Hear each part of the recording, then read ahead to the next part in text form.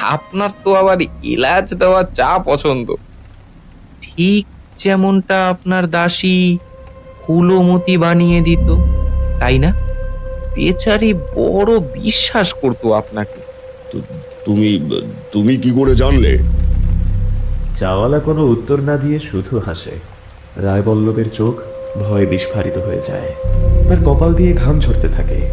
চারপাশের বৃষ্টির শব্দ যেন তার কাছে মিলিয়ে যেতে থাকে, আর তার কানে বাজতে থাকে বহু বছর আগের এক দিনের কোলাহল।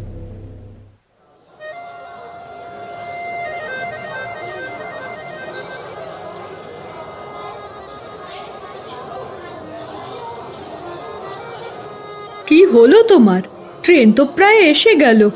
ফুলমতিকে দেখো, কেমন মন মরা হয়ে দাঁড়িয়ে আছে। ওকে একটু তাড়াতাড়ি করতে বলো। পুরো ভিডিওটি দেখতে টফিটুনস ভূত চ্যানেলটি সাবস্ক্রাইব করুন আর নিয়মিত এমন ভিডিও পেতে আমাদের ফলো ও সাবস্ক্রাইব দিয়ে সাথেই থাকুন।